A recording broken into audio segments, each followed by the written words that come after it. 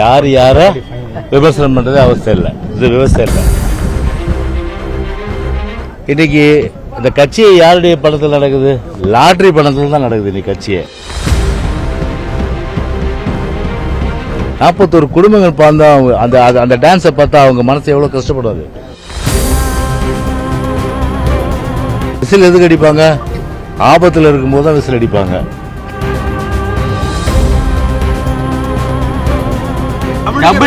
தலைவர் விஜய் தொடர்ச்சியாக அதிமுகவை ஊழல் சக்தின்னு விமர்சித்து வராரு. யார் யார விமர்சனம் பண்றதுன்னு அவசியம் இல்லை. யார் யார விமர்சனம் பண்றது அவசியம் இல்லை. இது விவசாயம் இல்லை. விஜய் அவர்கள் அவர் தெளிவுபடுத்தணும். அவர் வாங்குறது வெள்ளையா கருப்பா?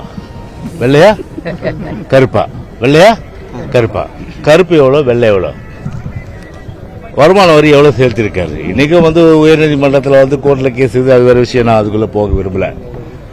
அப்படி ஒரு கருப்பு வெள்ளை இப்படி எல்லாம் வாங்கி அது சமூகத்துக்கு கேடு இல்லையா? அது உண்மையிலே ஒரு கை சுத்தம், ஊழலுக்கு அப்பாற்பட்டு, அது மட்டும் இல்லாம வாங்குற சம்பளத்தை நான் வெளிப்படையா இவ்வளவுதான் வாங்கினேன், நான் டாக்ஸ் கட்டி இருக்குன்னு சொல்ல முடியுமா? சொல்ல முடியாது விஜயால. கருப்பு அதிகம், வெள்ளை குறைவு. அப்போ டாக்ஸ் அது குறைவு. இது வரி இல்லையாது. அதனால யார் யார விமர்சனம் பண்றது ஒரு விவசாயிகள் வேணும். சரி, பக்கத்தில் இருக்கிற ஆதவர்ஜனா யாரு?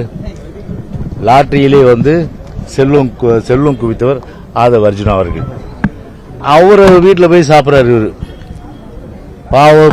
பாவப்பட்ட எவ்வளவு பேருடைய ரத்தத்தை சுரண்டி கொளுத்தவருடைய வீட்டில் போய் இவர் போய் சாப்பிட்றாரு. இவரு சரி, அப்படியே எடுத்துக்கினா கூட சரி.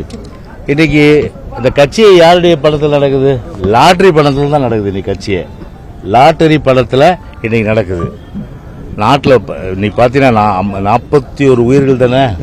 41 உயிர்கள் கரூரில் அன்றைக்கு ஒரு மிக ஒரு வேதனைப்படைய மனம் வெம்பக்கூடிய அளவுக்கு அன்னைக்கு நான் கடுமையாக இருதரப்பே நான் குற்றம் சொன்னேன். நான் விஜய் மேலும் தப்பு இருக்கு, கவர்மெண்ட் மேலும் தப்பு இருக்குன்னு. ஆனால் கொஞ்சம் கூட ஒரு குற்ற உணர்வு இல்லாம ஒரு 3ஆம் ஆண்டு கட்சி துவக்க விழாவில் டான்ஸ் ஆடுறாருன்னா அந்த 41 குடும்பங்கள் எந்த அளவுக்கு மன கஷ்டப்பட தயவுசெய்து நீங்க நினைச்சு பாருங்க. கொஞ்சம் கூட ஈவு இரக்கம் இல்லாத ஒரு தாபேகாவுடைய தலைவராக இருப்பது உண்மையிலேயே ஒரு அருகதை இல்லைன்னு தான் நினைச்சு நான் சொல்றேன். ஒரு தலைவருக்கும் உள்ள அந்த அருகதை கிடையாது. 41 குடும்பங்கள் பார்த்தா அந்த டான்ஸை பார்த்தா அவங்க மனசு எவ்வளவு கஷ்டப்படாது.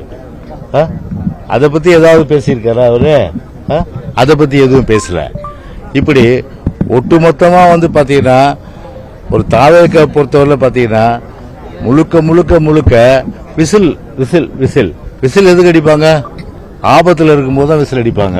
ஹெல்ப் ஹெல்ப் ஹெல்ப் ஹெல்ப்னு டைட்டானிக் படம் பாத்தீங்களா? டைட்டானிக் படம் லாஸ்ட்ல என்ன கிளைமேக்ஸ்? விசில் அடிக்காது.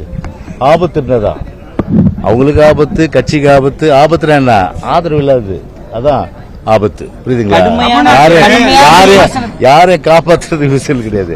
அவங்க ஆபத்துல இருந்து எங்களை காப்பாத்துன்றதுதான் விசில்.